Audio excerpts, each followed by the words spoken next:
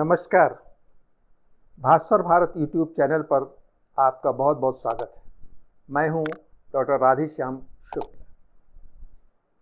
पिछले वीडियो में हम लोगों ने एक संगठित धर्म या ऑर्गेनाइज्ड रिलीजन की समस्याओं पर बात शुरू की थी और ये बात कही थी कि अगले वीडियो में हम उसके राजनीतिक और सामाजिक प्रभावों पर कुछ चर्चा करेंगे।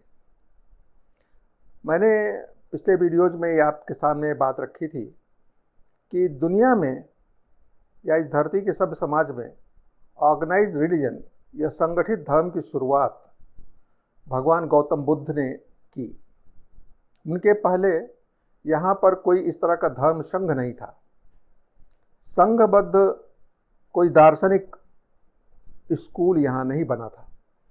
कुछ गुरु थे, कुछ आचार्य थे, उनके कुछ शिष्य थे, लेकिन उन्होंने कोई ऐसा सामाजिक स्तर पर या धार्मिक स्तर पर कोई संगठन नहीं खड़ा किया था। बुद्ध पहले व्यक्ति थे जिन्होंने अपने दार्शनिक मत के प्रचार के लिए एक संघ की स्थापना की और वह संघ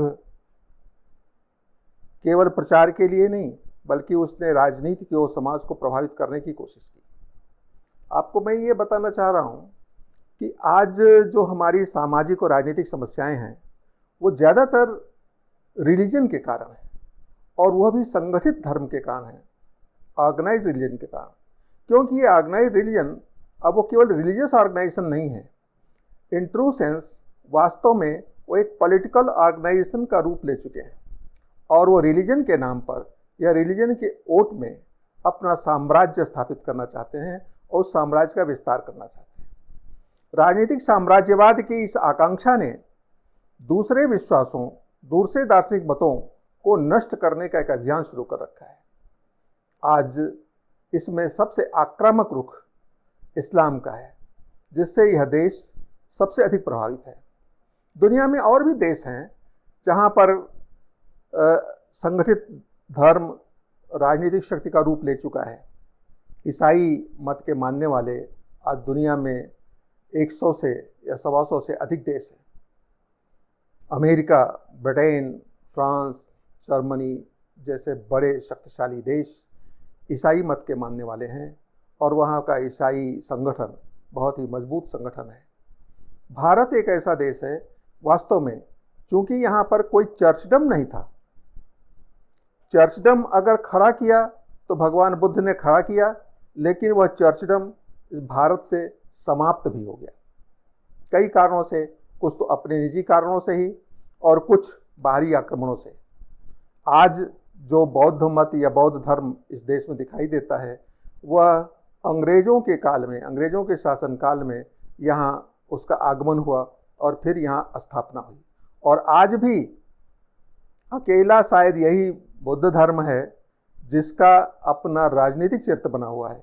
आज भी वो एक पॉलिटिकल ऑर्गेनाइजेशन के तौर पर काम करता है, रिलीजियस ऑर्गेनाइजेशन के तौर पर नहीं। दुनिया में भारत के हिंदू धर्म जो वास्तव में धर्म नहीं है, यहाँ के लोग भी स्वीकार करते हैं, पहले हम चर्चा भी कर चुके हैं, यहाँ का न्यायालय भी स्वीकार करता है कि हिंदू कोई रिलीजन नहीं है। हिंदू एक भौगोलिक पहचान का एक ज्योग्राफिकल आइडेंटिटी है, लेकिन आज वह एक धर्म का प्रतिनिधित्व करने लगा है और वह ऐसा धर्म है जो परिभाषित नहीं है।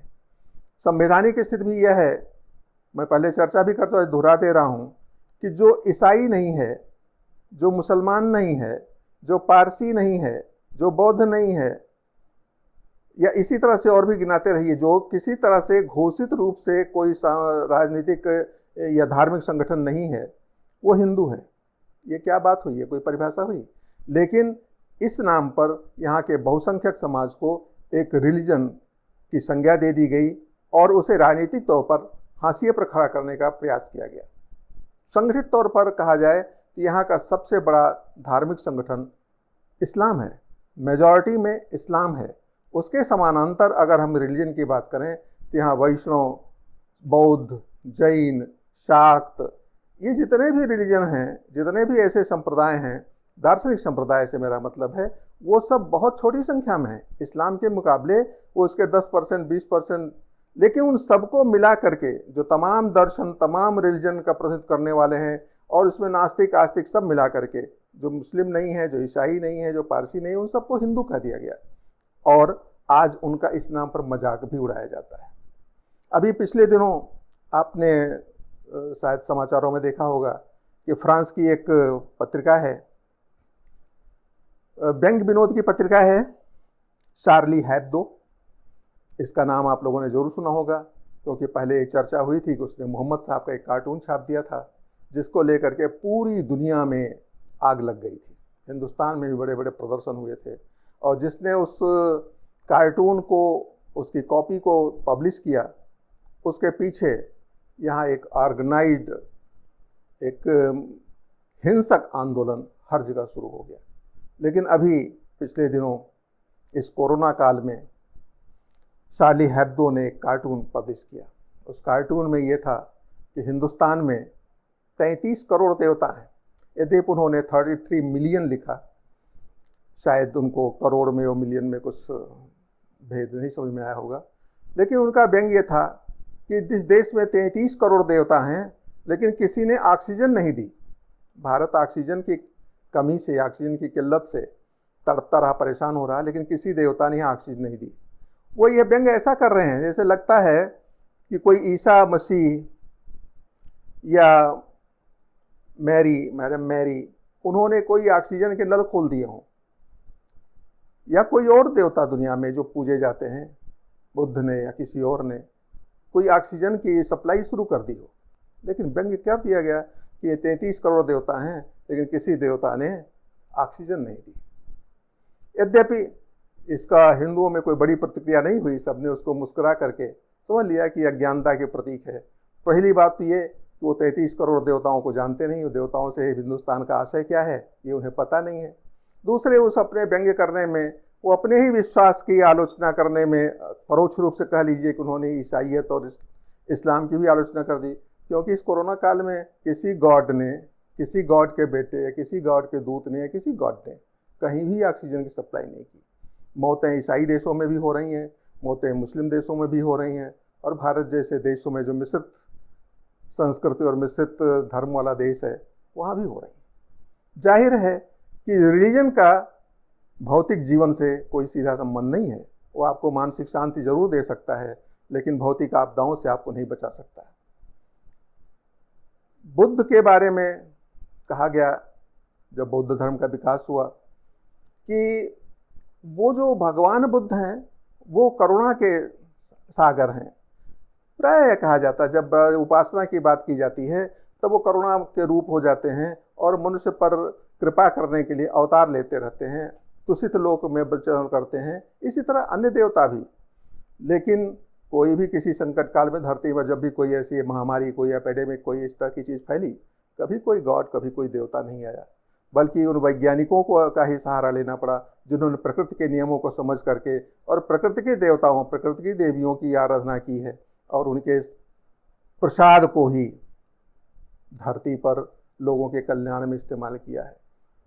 सारे हद्दों ने अगर ये 33 करोड़ देवताओं को समझा होता तो समझते कि प्रकृति की शक्तियों को ही यहाँ देवता माना गया, और प्राकृतिक शक्तियाँ ही यहाँ अगर आपदा ला रही हैं तो उन्हीं प्राकृतिक शक्तियों से औषधियाँ भी बन रही हैं, और उन्हीं से मनुष्यता का कल्याण भी हो रहा है। एक बात और मैं ये ध्यान आकृष्ट करना चाहता हूँ कि मैं बुद्ध की बात शायद बार बार बीच में करता रहूँगा, लेकिन ये मैं बुद्ध की बात इसलिए कर रहा हूँ कि वो हिंदुस्तान के ही थे, भारत के ही थे, और ये जिसको हम आज कह रहे हैं कि बाहर से, हम भी ये कहते रहे कि हमारे बाहर की तरह ऑर्गेनाइज रिलीजन जैसे ईसाई, इस्लाम, इन लोगों ने आकर के भारत में इस तरह एक हिंसक धर्मांतरण का अभियान चलाया, तलवार के बल पर परशु करके, लालच दे करके, भय दिखा करके। लेकिन इसकी एक सैद्धांतिक शुरुआत इस देश में ही हुई थी। आप लोगों को, जो इतिहास के विद्यार्थी जानते होंगे कि ईसाई धर्म के जन्म लेने के पहले ही, ईसा पूर्व पहली दूसरी शताब्दी में ही बौद्ध धर्म यूनान तक पहुंच चुका था। मध्य एशिया में, पश्चिम एशिया में, इन सारे इलाकों में पहुंच चुका था। तो सिर्फ बौद्ध धर्म की बात नहीं है, एक सोच, एक विचारधारा की बात है। विचारधारा यह कि जब हम अपने समाज के सामान्य नियमों को, साधारण धर्मों की उपेक्षा करके और किसी एक मुक्ति के लिए, निर्वाण के लिए किसी एक देवता के पीछे अपनी सारी शक्ति, अपना सारी साधना, अपना सारा जीवन लगा देते हैं, तो उसका समाज को या व्यक्ति को कोई खास लाभ नहीं मिलता, बल्कि उससे सामाजिक समस्याएं पैदा होती हैं। आज इस देश में आपको पता है कश्मीर की समस्या, आपको पता है पश्चिम बंगाल की समस्या। आज पश्चिम बंगाल की स्थिति ये हो गई है कि वह एक दूसरा कश्मीर बन रहा है। क्यों बन रहा है? ऑर्गेनाइज रिलीजन ही तो उसके पीछे है। रिलीजन अगर ये कहें कि सिर्फ वो आस्था की बात है, आराधना की बात है, वैयक्तिक कल्याण की बात है, तो फिर उसके राजनीतिक संगठनों के और राजनीतिक अभियान चलाने का क्या मकसद है, क्या उद्देश्य है? आज इस्लाम एक साम्राज्यवाद का नाम है, एक साम्राज्यवादी विचारधारा का नाम है, और उसको सपोर्ट करने वाली दूसरी साम्राज्यवादी शक्तियां उसके साथ खड़ी हैं। इस देश में रिलीजन को राजनीतिक परिवर्तन का आधार बनाया जा रहा है। राजनीतिक परिवर्तन ही क्यों, बल्कि ये कि यहाँ की आर्थिक जीवन पर, यहाँ के सामाजिक जीवन पर एक आधिपत्य कायम करने की कोशिश की जा रही है, और उसके लिए एक टूल के तौर पर रिलीजन को इस्तेमाल किया जा रहा है। मेरा प्रयास यही है, या आपको जो बातें कर रहा हूँ वह सिर्फ यह समझाने की कोशिश है कि रिलीजन से हमारे समाज का, देश का कल्याण नहीं हो सकता, और हमारे संविधान को वास्तव में अगर धर्मनिरपेक्ष बनना है तो उसे हिंदू परंपरा को अख्तियार करना पड़ेगा। वह हिंदू परंपरा जो विश्वासों के लिए पूरी स्वतंत्रता देती है, लेकिन समाज के और राजनीति के संचालन के लिए धर्म को, वह धर्म जो धर्मशास्त्रों का विषय है, जो राजनीति और समाज के कल्याण का सिद्धांतों पर आधारित है। भारत में बुद्ध धर्म के पूर्व कभी किसी दूसरे रिलीजन, किसी दर्शन ने राजनीति को प्रभावित करने की कोशिश नहीं की। आपने बहुत सारे ग्रंथों को पढ़ा होगा, भागवत, महाभारत, रामायण। यहाँ भी किसी रिलीजन ने किसी राजनीति को प्रभावित, किसी राजा को प्रभावित करने की कोशिश नहीं की, लेकिन यह कोशिश भगवान बुद्ध के समय से शुरू हो गई, और इसी का परिणाम रहा कि इस देश पर अशोक के बाद देश में जब कमज़ोर राजनीतिक सत्ता यहाँ पर स्थापित हुई, तो उसके बाद यहाँ विदेशी आक्रमण होने लगे, यूनानियों के आक्रमण होने लगे। क्यों? मध्य देश के उन लोगों को यहाँ के बौद्ध महंतों ने ही आमंत्रित किया। मनेंडर यहाँ का एक आक्रांता था जिसे साकेत तक और मध्य देश को रौंद डाला था। उनको आमंत्रित करने वाले बौद्ध, तथाकथित बौद्ध महंत थे, बौद्ध भिक्षु थे। आपको एक बात और की ध्यान दिया, हम लोग नालंदा विश्वविद्यालय की बहुत सारी बातें करते हैं, और उसे महान विश्वविद्यालय था, लेकिन वो बौद्ध मत का केंद्र था, बौद्ध दर्शन का केंद्र था। उसकी तक्षशिला से तुलना नहीं की जा सकती। तक्षशिला का जो विश्वविद्यालय था वो एक सेकुलर विश्वविद्यालय कह सकते हैं, वो जो आज के किसी विश्वविद्यालय जैसा था, जहाँ तमाम विषयों के शिक्षा दी जाती थी, राजनीति की, दर्शन की, आयुर्वेद की, धनुर्वेद की, शस्त्र विज्ञान इत्यादि की शिक्षा दी जाती थी। लेकिन नालंदा या विक्रमशिला जैसे विश्वविद्यालय ये केवल एक धर्म विशेष के केंद्र थे, और केवल उसी के दार्शनिक विभिन्न शाखाओं के अध्ययन अध्यापन की व्यवस्था होती थी। और यह भी आप जानते हैं कि इन लोगों ने राजनीति भले की हो, लेकिन इनकी स्थापना तब शुरू हुई गुप्तों के काल में, जिनको कहा जाता है कि वो ब्राह्मणवादी थे, लेकिन इस नालंदा को शुरुआत करने में उनका योगदान था। एक बात और बीच में कह देना चाहता हूँ कि ये जो धन से प्रभावित होने वाले धर्म होते हैं और फिर वो राजनीति में अपना प्रभाव डालते हैं, उसकी शुरुआत भी भगवान बुद्ध से ही हो गई थी। नालंदा एक ऐसा स्थान था जहाँ की पहले भी बुद्ध अपने जीवन काल में भी वहाँ पर यात्रा कर चुके थे, और वहाँ पर बिहार का निर्माण हुआ था। वहाँ पर 500 वणिकों ने धन संग्रह करके 10 करोड़ स्वर्ण मुद्रा खर्च करके वहाँ पर एक आम्रवन, एक उद्यान खरीदा था, जिसमें भगवान बुद्ध की गंधकुटी बनी थी, और वहाँ पर बिहार का निर्माण हुआ था। उस समय से वह केंद्र चला आ रहा था, जिसे एक विद्यालय, एक विद्या केंद्र, बौद्ध विद्या केंद्र के रूप में बौद्ध काल के बाद, बहुत बाद, गुप्तों के समय में उसको स्थापना मिली, और उसके बाद वहाँ पर एक अंतर्राष्ट्रीय बौद्ध दर्शन अध्ययन अध्यापन का केंद्र बन गया, जहाँ फाहियान, वेनसांग, ईत्सिंग आदि की यात्राएं शुरू हुई।